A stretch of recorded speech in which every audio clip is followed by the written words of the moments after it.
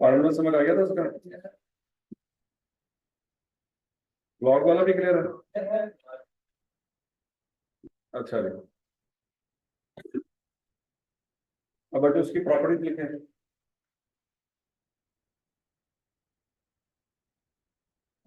पहली प्रॉपर्टी क्या है? Geometric mean of a constant is constant.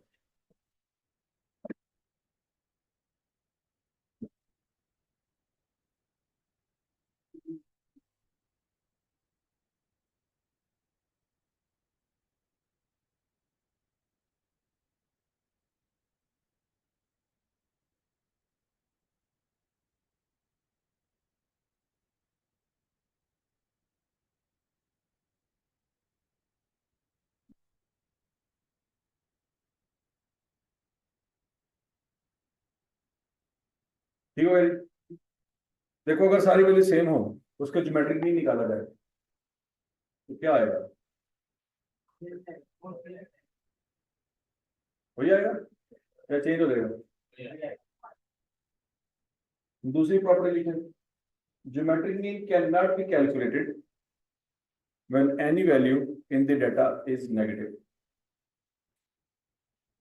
Geometric mean cannot be calculated when any value in the data is negative.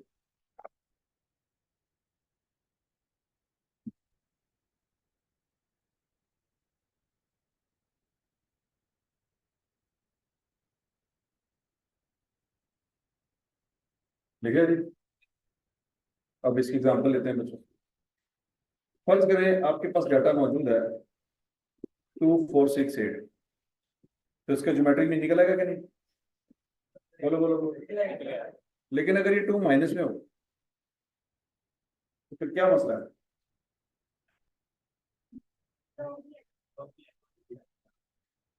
Log से पहले भी कोई formula पड़ा है?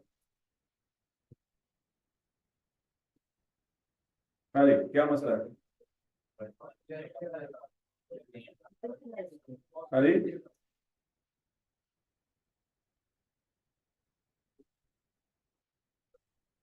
चेक करें। शाबाश शाबाश शाबाश शाबाश।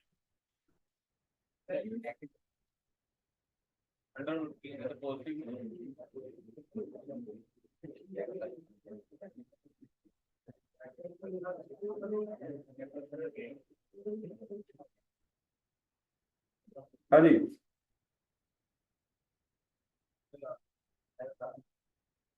क्यों? जब ये सारी वैल्यूज को मल्टीप्लाई करेंगे आंसर नेगेटिव में आएगा और नेगेटिव वैल्यू का रूट नहीं आता। क्या ये बात सबको समझ आएगी? अच्छा, लॉग लेंगे तो फिर क्या होगा? -2 का लॉग आ सकता है? चेक करें। शाबाश शाबाश शाबाश।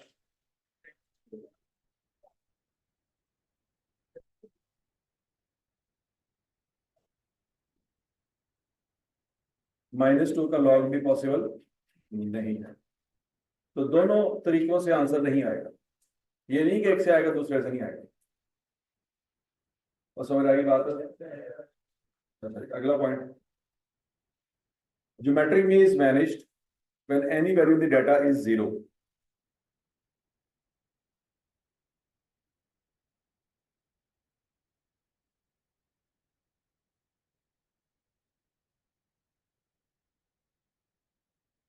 Geometric mean is vanished when any value in the data is 0.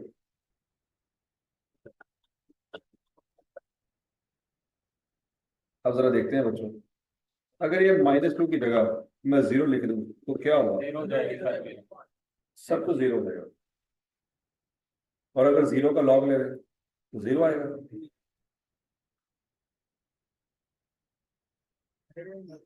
0 का लॉग लेके तो 1 आएगा। है कि नहीं? क्या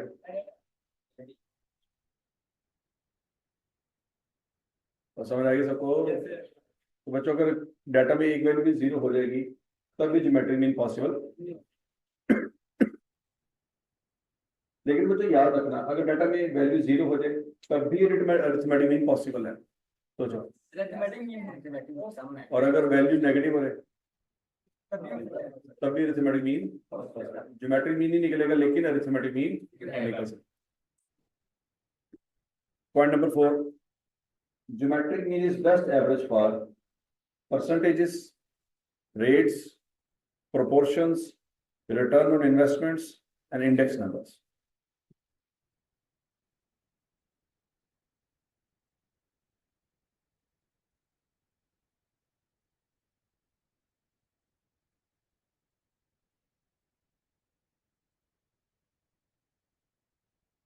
देखिए अभी geometric mean is best average for percentages, rates, proportions, return on investments and index numbers.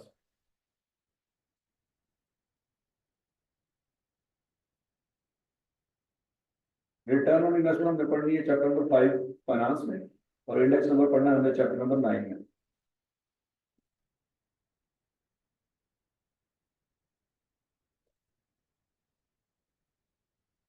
ठीक है समझ। अब बच्चों देखते हैं, वो कह रहा है कि परसेंटेज अगर डाटा में दी जाएगी तो बेस्ट एवरेज कौन सी है? आवाज नहीं आई। ज्योमेट्रिक मीन, ठीक है, अरिथमेटिक मीन बेस्ट एवरेज नहीं है। कब ज्योमेट्रिक मीन बेस्ट एवरेज है?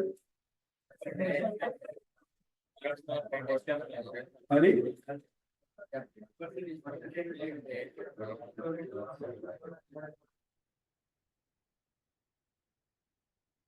अब जरा सवाल लिखे शाबाश।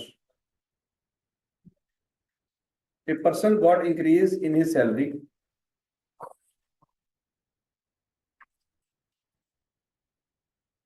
A person got increase in his salary at the rate of 10%,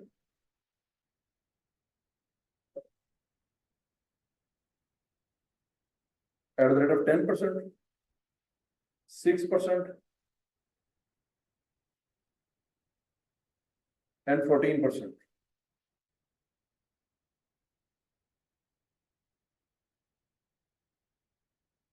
(10%), 6%, and 14%. At the end of first year, second year, and third year of his job, respectively.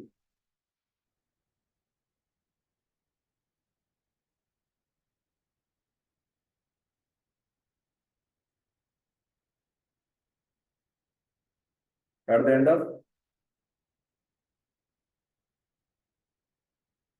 first year, second year, third year of his job, respectively. Again, find his annual average percentage increase.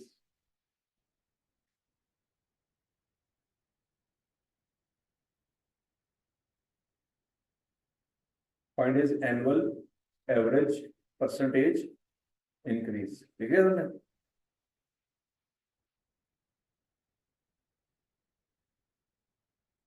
बोलो तो सही। अच्छा, अब बच्चों सवाल में आपको 3 percentage दी गई है, कौन कौन सी? 10, 6 और इन 3 की एवरेज लेनी है। क्या लेनी है? एक तरीका तो ये अरिथमेटिक मीन निकालना है, अरिथमेटिक मीन निकालना है।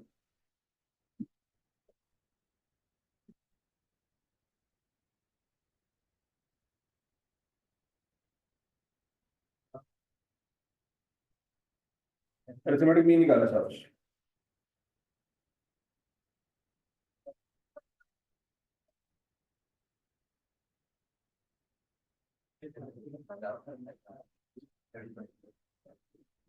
क्या आएगा आंसर? 10%। सबको बात समझ आई? बोलो बोलो बोलो, क्लियर बोलो,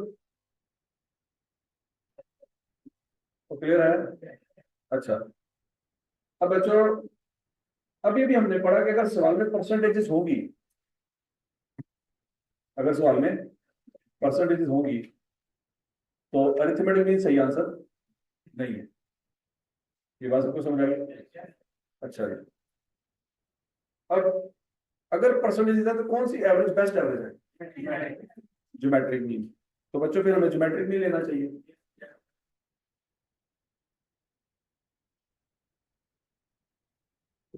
अच्छा जी, अब बच्चों जरा सुनो, आपको पता है बच्चों परसेंटेजेस खुद से कोई वैल्यू नहीं होती, परसेंटेज हमेशा किसी और वैल्यू की ली जाती है। तो अगर ये 10% है तो किसी वैल्यू का होगा ना, तो जिस वैल्यू का ये 10% है वो वैल्यू खुद कितने परसेंट होगी? 85%, 90%, कितने परसेंट? तो जो वैल्यू जिसकी परसेंटेज ली जाती है वो वैल्यू हमेशा खुद क्या होती है? 100% होती है। तो जब उसमें 10% इजाफा होगा कि कमी होगी? आवाज नहीं आई। इजाफा होने के बाद वो परसेंटेज क्या हो जाएगी? 110%। सोचो सोचो सोचो सोचो। तो बच्चों ये 110% समझ आया कहां से आया? ले रहा? अच्छा, फिर अगला इंक्रीमेंट कब लगा? कितना? तो 6% किसका है? ये 6% जिस वैल्यू का लेंगे वो वैल्यू खुद कितने परसेंट होगी? 100%। तो उसमें जब 6% इजाफा होगा तो क्या बनेगी? 106%। तो ये बात समझ आ रही? तीसरा परसेंटेज कितनी है? तो किसकी परसेंटेज है ये? 100 की। तो उसमें जब 14% जमा करेंगे तो क्या हो जाएगा? 114%। क्या ये पॉइंट सबको समझ आया? अब इन तीनों परसेंटेज में क्या करेंगे? मल्टीप्लाई करेंगे। क्या करेंगे? अब वैल्यूज कितनी है और मल्टीप्लाई कर रहे हैं, तो जब मल्टीप्लाई करते हैं तो अरिथमेटिक मीन का फार्मूला लगता है। किसका लगता है? क्यों? हाँ? तो इसका क्या करेंगे? निकाले जरा शाबाश।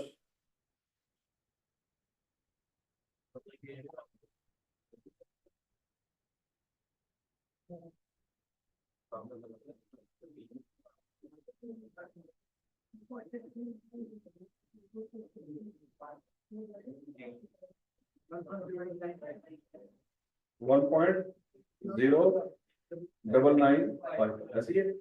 और बच्चों याद रखना, हमने जो एवरेज निकालनी थी तो वो तो 10 और 6 और 14 की थी। हमने जो एवरेज निकाली थी किसकी निकाली थी? 10, 6 और 14 की। लेकिन हमने जो वैल्यू निकाली है वो 110, 106 और 114 की निकाली है। सोचो सोचो सोचो। हालांकि हमारा मसला 10, 6, 14 था, 110, 106, 114 नहीं था। अब क्या करें? उसमें से 100% माइनस करें।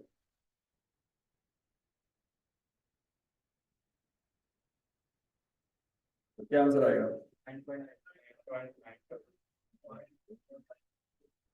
9.95। क्या ये बात सबको समझ आ गई? तो बोलो तो सही। तो बच्चों हमारी ज्योमेट्रिक मीन के हिसाब से हमारी जो एवरेज आई है वो 9.95 आई है, और अरिथमेटिक मीन के हिसाब से क्या आई है? अरिथमेटिक मीन के हिसाब से 10% आई है। तो किसको सही माने, अरिथमेटिक मीन को कि ज्योमेट्रिक मीन को? ज्योमेट्रिक मीन को। हालांकि तीनों वैल्यू सेम थी, 10, 6 और 14, लेकिन अरिथमेटिक मीन आया 10 और ज्योमेट्रिक मीन आया 9.95। समझ आ गई बात है? अब अगला सवाल ये होगा आपके दिमाग में, सर जब इनको मल्टीप्लाई क्यों किया, हम इनको जमा करके 3 पे डिवाइड भी तो कर सकते हैं। तो बात समझिए। अब बच्चों इसको एक एग्जांपल से समझते हैं। फर्ज करो एक बंदे की सैलरी 10,000 है, आज उसकी कितनी सैलरी है? पहले साल उसका इंक्रीमेंट कितना लगा? तो कितना इजाफा होगा सैलरी में? 1,000 रुपया। ये बात सुनेगी। अच्छा, उसकी सैलरी फिर कितनी हो जाएगी? 11,000। हजम हुई बात? अगले साल उसका इंक्रीमेंट कितना लगा? 6%। तो 6% किसका लगेगा? 10,000 का कि 11,000 का? 11,000 का। ये बात सबको समझ आती है? तो कितना इजाफा होगा? 660। तो फिर रिवाइज सैलरी उसकी क्या हो जाएगी? 11,660। तीसरे साल इंक्रीमेंट कितना लगा? 14%। ये 14% किसका लेंगे? 11,660 का। तो कितना इजाफा होगा? 1632.4। और उसकी टोटल सैलरी क्या हो जाएगी? 13,000 292 यहाँ तक की बात समझेगी। और बोलो तो सही।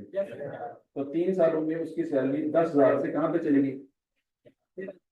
तो हमने उसकी एवरेज सैलरी लेनी है या इंक्रीमेंट लेना है? पढ़ लो ऊपर लिखा हुआ है, एवरेज सैलरी लेनी है। सैलरी की एवरेज लेनी है कि इंक्रीज की? इंक्रीज की एवरेज लेनी है, सैलरी की एवरेज नहीं लेनी। ये 13,292 सैलरी है कि इंक्रीज है? ये तो सैलरी है। तो हमें सैलरी की एवरेज चाहिए, हमें क्या चाहिए? सैलरी में इंक्रीज है। अच्छा, अब बच्चों जरा सोच समझ के जवाब देना। अगर मैं 10,000 को,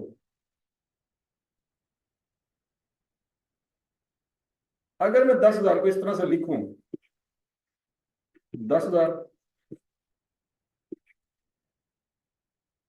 का लूं अगर मैं 110%, तो बच्चों पहले साल के एंड पे सैलरी आ जाएगी। निकालो जरा। 11,000 आ गया। ये 11,000 क्या है? पहले साल के एंड पे सैलरी। और इसका बच्चों में 106% लूं, तो दूसरे साल की सैलरी निकल आएगी। चेक करो चेक करो चेक करो। और इसका अगर मैं 114% लूं, तो चेक करो वही सैलरी आ जाएगी जो आपने निकाली है। सोचो सोचो सोचो सोचो। तो ये 10,000 बेसिकली क्या है? है? 10,000 क्या है? सैलरी है ऐसी। लेकिन इसके साथ ये जो मल्टीप्लाई हो रहा है ये क्या है? तो हमने इन तीनों का ज्योमेट्रिक भी लेना है या 10,000 को भी बीच में शामिल कर लें? और ये तीनों आपस में मल्टीप्लाई हो रहे हैं कि जमा हो रहे हैं? मल्टीप्लाई हो रहे हैं, जमा तो नहीं हो रहे। तो अगर ये तीनों आपस में मल्टीप्लाई हो रहे हैं तो अरिथमेटिक मीन लेना चाहिए। क्यों? क्योंकि ज्योमेट्रिक मीन में चीजें मल्टीप्लाई होती है, अरिथमेटिक मीन में मल्टीप्लाई नहीं होती। ठीक हो गया? और बच्चे इन तीनों को मल्टीप्लाई कर रहे हैं तो इन तीनों का क्यूब रूट लेंगे, आंसर निकालें।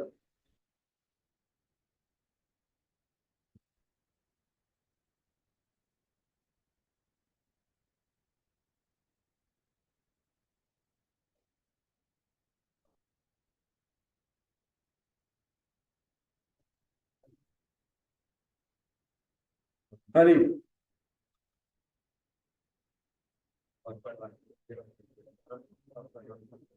क्या आंसर आता है?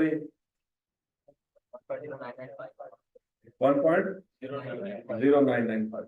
अब याद रखना बच्चों इन तीनों वैल्यू में 100 शामिल है। ये 10 नहीं लिखा मैंने, 110 लिखा हुआ है। ये 6 नहीं है, 106 है। और वो 14 नहीं है। तो हमें तो सिर्फ इंक्रीज चाहिए ना, या 100% नहीं चाहिए साहब? तो क्या करेंगे? जो आंसर आपने निकाला हुआ है उसमें से 100% माइनस कर दें।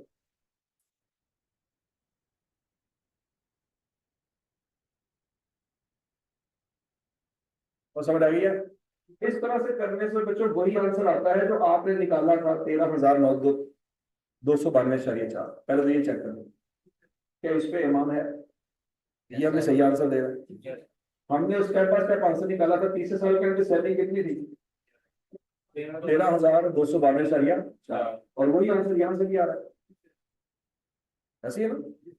इस दर ये 10,000 तो पहले साल की सैलरी है, इसको कर दो साइड में। बाकी 3 चीजें, जिसने 10,000 को 13,000 बनाया वही तो है इजाफा, उसका ज्योमेट्रिक मीन है। तो समझ आ गई बात की? तो बच्चों हमारा फिर करेक्ट आंसर क्या आएगा? 9.95। अब इसका मतलब क्या है? इसका मतलब यह है कि अगर ये कंपनी इस बंदे को तीनों सालों में 9.95% इंक्रीमेंट लगा के दे रही होती तो इसकी सैलरी इतनी होती।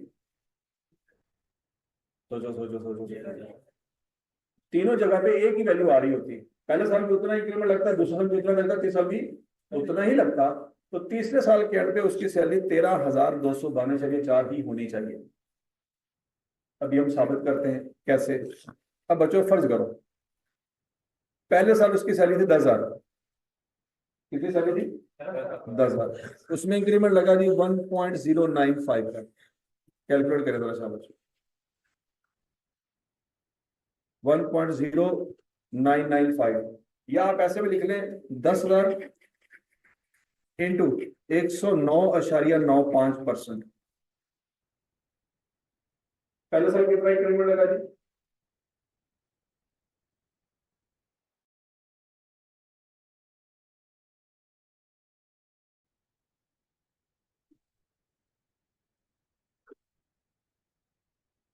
निकाले जी आंसर। 13,000।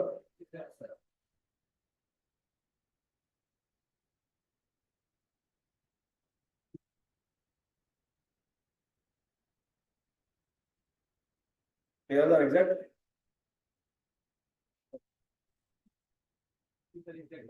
गलत है।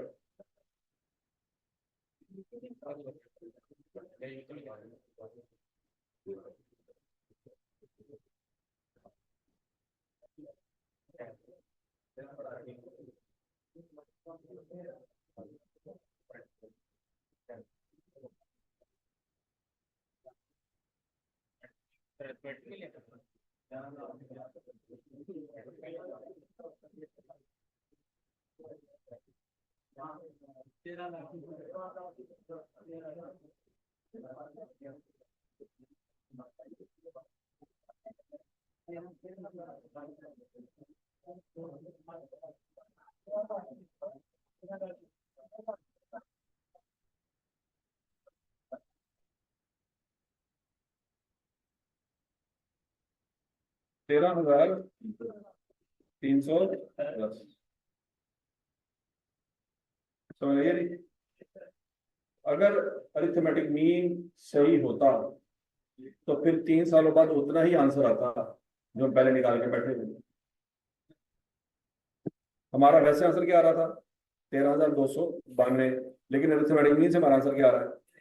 13,310। ये आंसर तो ठीक नहीं आ रहा, लेकिन जो आंसर ठीक आ रहा है वो कहाँ से आ रहा है? तो ज्योमेट्रिक मीन से सही आंसर आ रहा है। और समझ आ गई है बात? अगला point.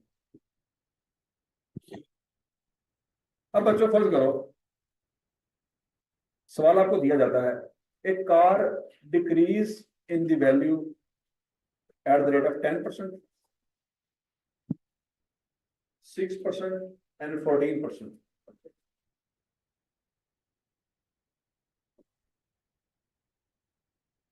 A car decrease in value at the rate of 10%, 6% and 14%।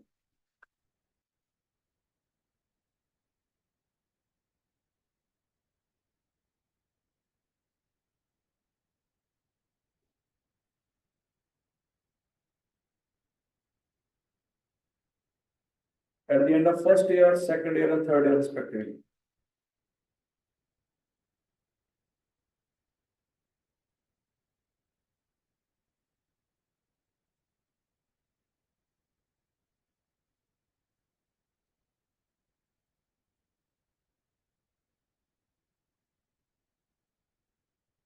Then find average percentage decrease in the value of car per year.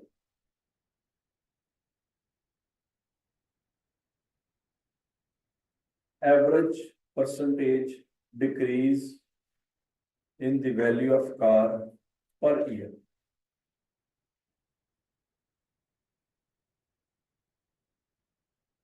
ठीक है सर? अब बच्चों गौर से देखो, ये वैल्यूज वही है जो ऊपर इस्तेमाल हुई है, 10, 6 और 14। इनका अरिथमेटिक अभी भी 10% ही आएगा क्योंकि वैल्यू सेम है। लेकिन अब की बार क्या हो रहा है? इजाफा होने की बजाय कमी हो रही है। सैलरी में इजाफा होता है लेकिन कार की वैल्यू में कमी होती है। क्या ये बात समझ आ गई? फर्ज करो पहले साल कार की वैल्यू 100 थी, तो अगले साल कार की वैल्यू में क्या होगा? 10% कमी हो जाएगी, तो कार की बाकी वैल्यू कितनी रह जाएगी? 90। अगले साल कमी कितनी हुई? तो 6% किस का लेंगे? 90 का लेंगे। लॉजिक समझ आ रही? अगले साल कितनी कमी हुई? तो 14% किस का लेंगे? 90 का, 84 का, सॉरी और 90 का 6 ले तो 6 आता है।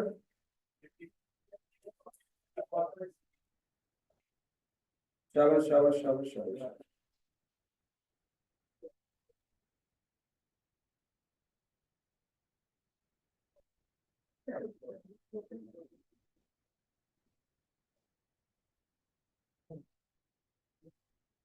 शाबाश शाबाश शाबाश शाबाश। पहले साल कार की कीमत 100 है, एंड पर कितनी रहेगी? 90। अगले साल के एंड पे और उससे अगले साल 30 साल के एंड पे गाड़ी की कीमत कितनी होगी? 72.756। क्या ये लॉजिक सबको समझ आई है?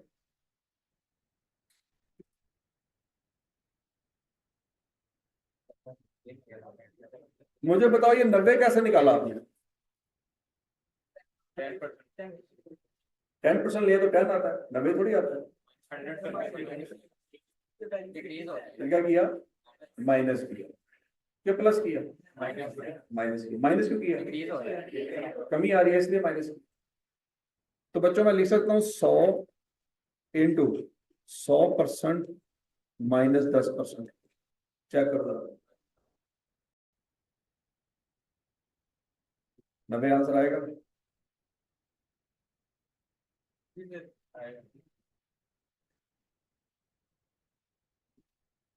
अच्छा, अब अगले साल जब मैंने 6% कमी करनी है तो 90 की करनी है ना, क्या 100 की करनी है?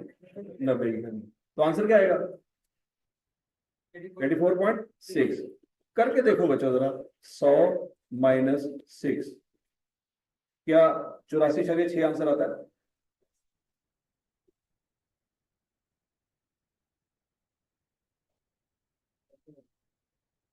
क्या जो आपने आंसर निकाला उससे भी आ रहा है? अगले साल जो 14% कमी करनी है वो किसकी करनी है? 84.6 की करनी है ना। तो आंसर क्या आता है? 72.756। करके देखो बच्चों जरा, 100 माइनस 14%, इस सब को सॉल्व करके देखो, क्या आंसर 72.756 आ रहा है कि नहीं आ रहा? ऐसे ही है। तो बच्चों ये 100 तो कार की कीमत थी, इसको कर दो साइड पे। बाकी ये वाली वैल्यूज यूज हुई है, यही यूज हुई है ना। पहली वैल्यू क्या यूज हुई है?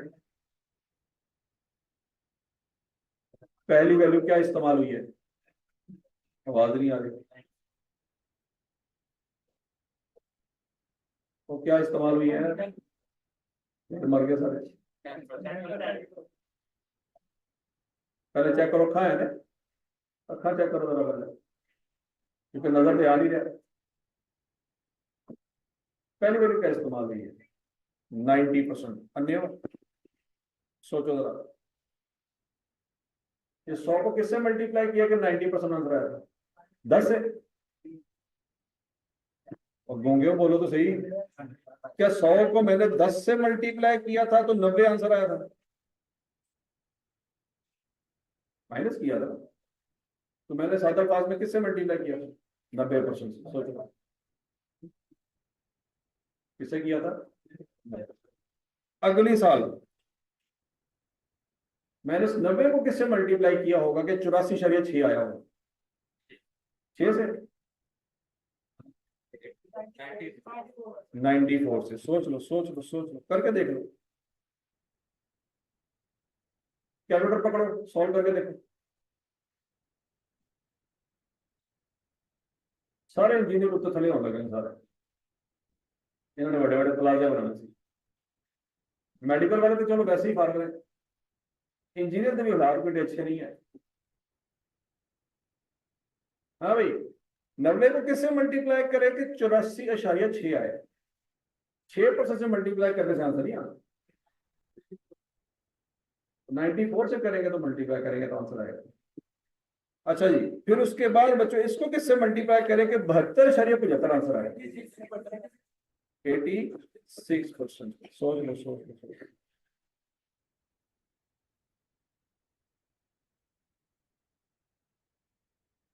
नहीं समझे क्या उड़ गया था। अगर मैं आपसे पूछूं ये समझ आता है, ये सबको समझ आता है, मैं कहूं कि ये ऐसे निकाला है, ऐसा समझ नहीं आता। करके देख लो आता है, यकीन नहीं आता तो बंदा नहीं करे। दोबारा सोचो कि 30 साल के एंड पे गाड़ी की कीमत 72 होगी, क्या ये बात हजम होती है? लेकिन वही आंसर मैं यहां से निकाल रहा हूं, हजम नहीं हो रहा। करके देख लो।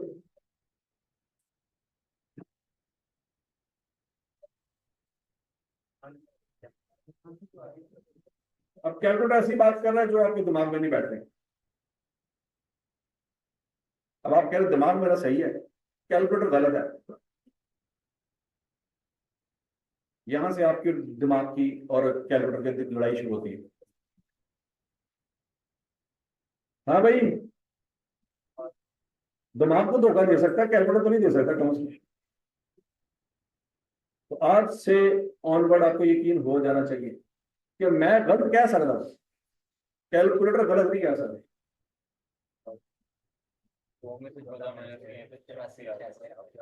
हाँ भाई, तसल्ली से कोई जल्दी नहीं। हाँ भाई डॉक्टर, ये तो इंजीनियर के हालात थे, डॉक्टर का तो हो भी बड़ा फर्क हो जाता है। वो समझ आई है, पता नहीं क्या हो रहा है, कुछ नहीं पल्ले पै रहा है। कौन सी मनूस खड़ी थी जब हमने सीए का सोचा, सीए तो सारे पल्ले पे आ गए। हाँ जी, क्या ये फीलिंग आ रही है या आने में भी 6 महीने लगेंगे? सोच के क्या इस बात पे ईमान है कि 3 साल बाद बढ़कर आंसर आना चाहिए? पहले तो ये सोच लो। तो आता है आंसर, तो वही बढ़कर आंसर 90 × 94 × 86 करके आ रहा है। समझ आई? अब वो 90 × 94 × 86 मल्टीप्लाई हो रहा है कि जमा हो रहा है, तो उसका क्यूब रूट ले लेंगे। ले जरा क्यूब।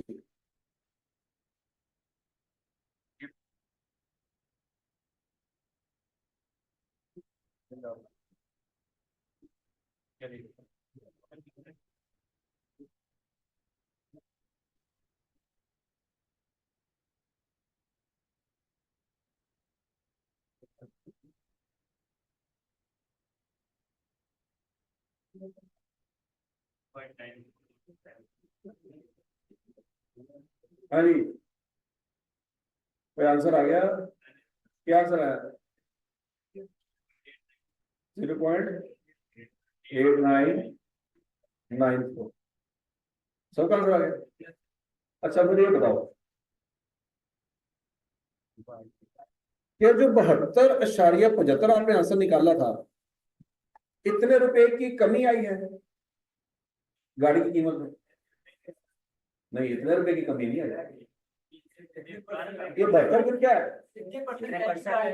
इतनी कीमत बाकी रह गई है। हम तो कमी फाइंड कर रहे हैं, बाकी रहने वाली वैल्यू नहीं फाइंड कर रहे। तो बच्चों ये जो आपने आंसर निकाला है ये कमी नहीं है, ये तो वो वैल्यू है जो बाकी रह गई है। क्योंकि यही वैल्यूज मल्टीप्लाई हुई है तो 72 आंसर आया ना।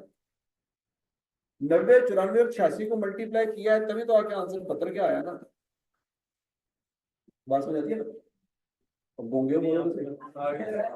इन तीनों को मल्टीप्लाई किया है तो जो आंसर आया वो कमी है। ये तो वो है जो बकाया रह गई है। हम क्या फाइंड कर रहे हैं? सवाल में क्या लिखा हुआ है?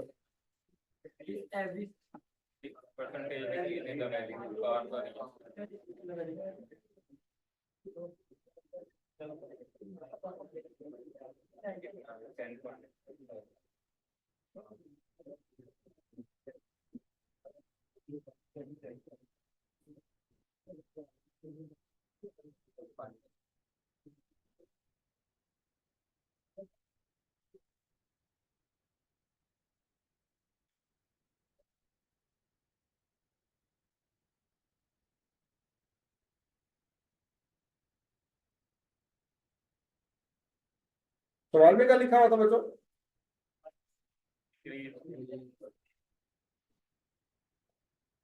Find percentage decrease in the value of, ये लिखा हुआ था।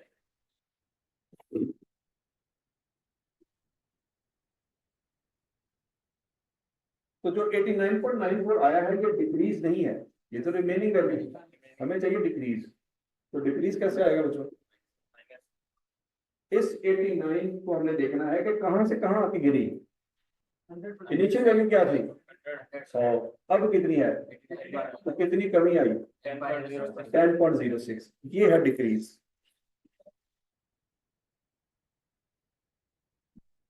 तो बताइए, अब बोलो तो सही। अब अगर ये आंसर ठीक है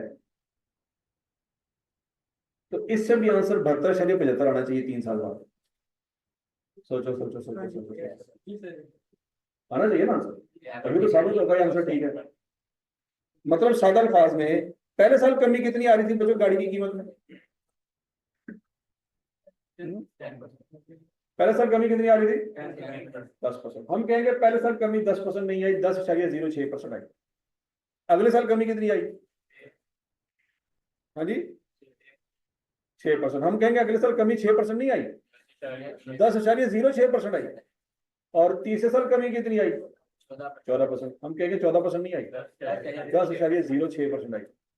तो एक गाड़ी की कीमत अज्यूम करें 100 रुपया, और हर साल उसकी कीमत में 10.06% कम करके मुझे बताएं कि 3 साल बाद गाड़ी की कीमत बाकी कितनी रहती है। जल्दी करें, पहले बाकी तो फाइंड कर लें।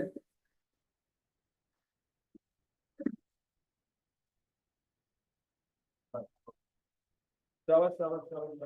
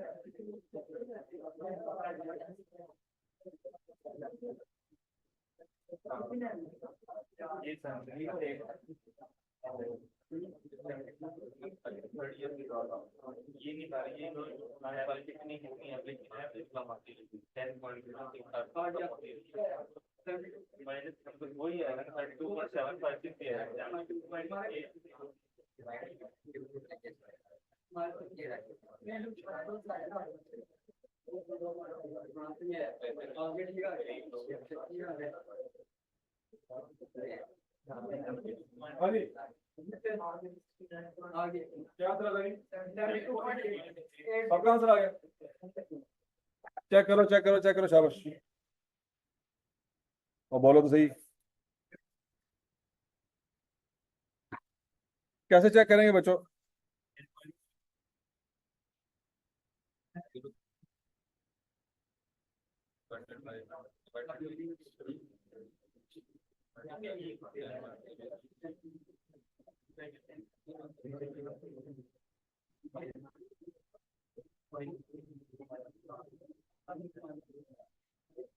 हाँ भाई, और गाड़ी की बाकी कीमत कैसे फाइंड करेंगे?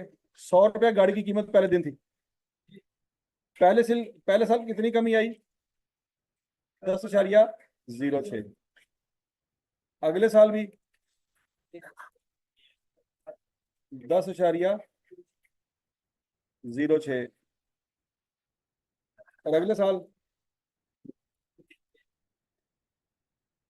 10.06। आंसर निकाल के देखो।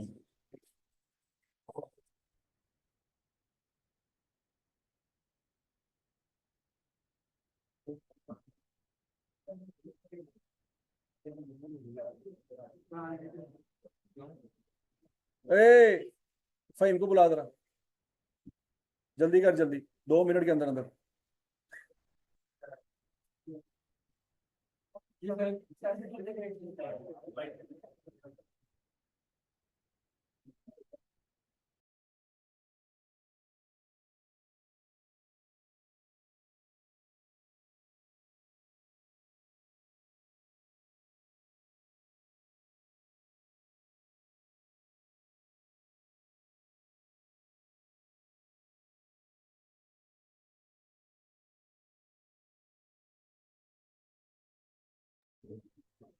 हाँ भाई,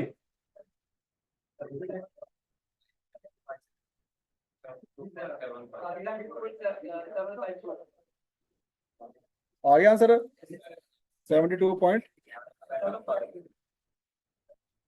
तो बच्चों इसका मतलब ये है कि ये हमारा आंसर बिल्कुल ठीक है। तो बोलो तो सही, क्योंकि पहले भी हमारा आंसर क्या आ रहा था, अभी भी यही आ रहा है। और ठीक है, तो इस पे एतबार आ गया है कि ये आंसर सही है कि गलत है।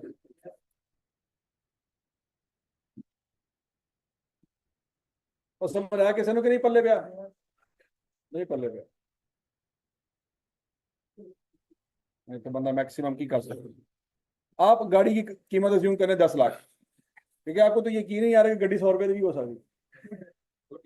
10 लाख अज्यूम कर लो, फिर सवाल सॉल्व करके देख लो कि पहले साल गाड़ी की कीमत कितनी थी, 10 लाख, कितनी कमी आई, 10%, कितने रुपए की कमी आई, कितनी गाड़ी बाकी रह गई, अगले साल कितनी कमी आई, कितनी कमी आई, बाकी कीमत कितनी रह गई,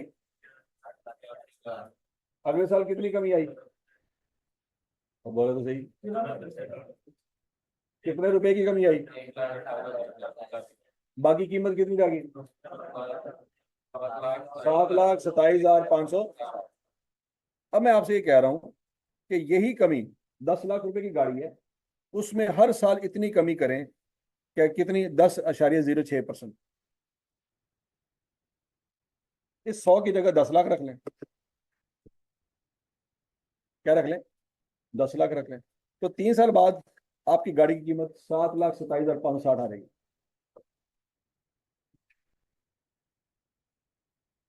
समझ लगी है? तो कहता है पहले साल 14% कमी ना करो, 6% ना करो, 10% ना करो, हर साल कितनी करो, 10.06% करो, आंसर 3 साल बाद सेम आ जाएगा। और समझ आ गई बात?